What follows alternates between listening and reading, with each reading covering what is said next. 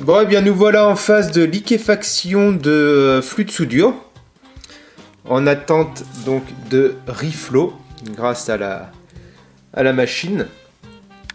Donc évidemment, hein, cette technique n'est pas une technique sûre, hein, ça c'est clair, hein, enfin vu comme je la fais, non, c'est loin d'être sûr. Mais en tout cas, moi je vois que sur le nombre que j'ai pu faire, eh bien les consoles fonctionnent toujours aujourd'hui. Et en s'en servant régulièrement. Donc c'est là qu'on voit quand même que ça fonctionne quand même assez bien.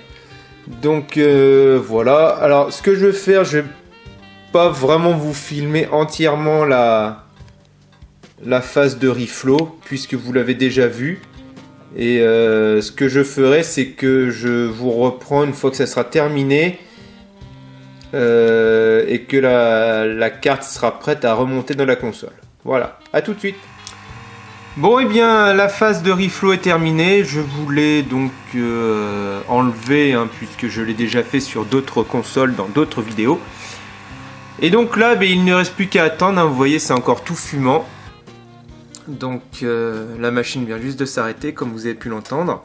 Donc on peut voir les traces de flux de soudure tout autour du processeur. Donc j'ai mis environ 3 minutes de chauffe à 305 degrés. Donc normalement les teints ils font à 280 je crois. Donc je l'ai mis à cette température. On verra bien ce que ça donne. En tout cas moi l'objectif dans un premier temps c'est qu'elle refonctionne. Dans un second temps, c'est que je puisse faire une sauvegarde totale de son disque dur donc sur une autre console. Et dans un troisième temps, éventuellement qu'elle fonctionne comme avant. Allez, on se retrouve tout de suite pour le remontage. Bien, nous revoici avec la console remontée partiellement. En clair, il manque juste le capot du dessus et la console serait remontée. Mais je ne vais pas le faire pour le moment puisque nous allons évidemment tester la machine. Donc voici la télé qui est allumée. Alors nous sommes normalement sur la résolution la plus faible de la console, c'est-à-dire en composite. Déjà nous allons l'allumer. Alors, tac. Et là nous voyons qu'il ne se passe rien. Oh, la console s'allume. Pourquoi, je ne sais pas. Il n'y a rien qui s'allume. Oula, il y a un souci.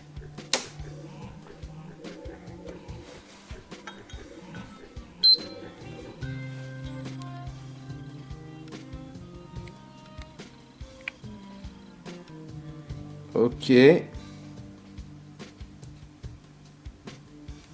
Bon, rien à l'écran, hein, évidemment.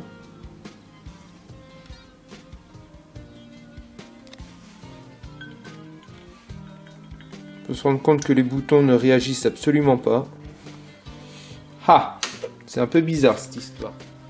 Nous revoici donc avec la fameuse PlayStation 3. Alors comme vous avez pu le voir à l'instant, la première fois donc que je l'ai remonté et que je l'ai testé, ça m'a fait des erreurs un peu bizarres. C'est-à-dire que la console clignotait sans que je la touche. Elle s'allumait sans que je la touche comme vous avez pu le voir. Et en fait, j'ai coupé l'enregistrement puisque ça commençait sérieusement à m'énerver. Et je me disais que la console était réellement foutue. Et en fait, au bout de je ne sais combien d'essais entre changer l'alimentation, enlever certaines nappes, etc. Eh bien, je ne sais pas pourquoi la console s'est remise à marcher. Alors, ceux qui veulent me croire me croiront.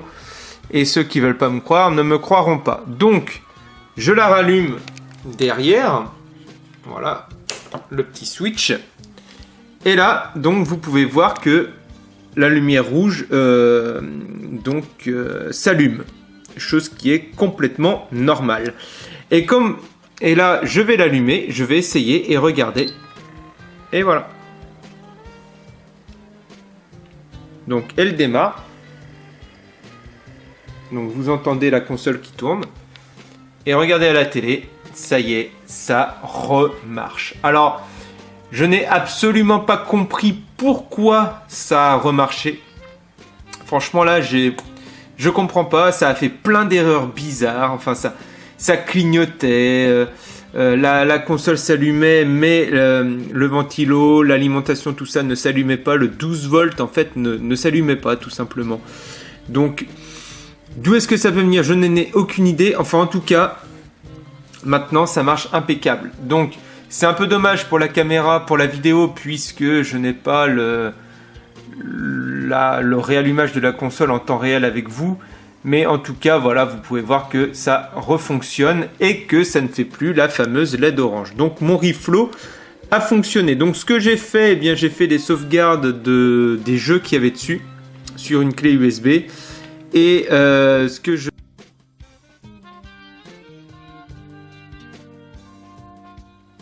Et nous revoici avec la console remontée. Donc tout s'est très bien passé évidemment. Et nous allons retester ça. Donc je l'allume. La lumière bleue.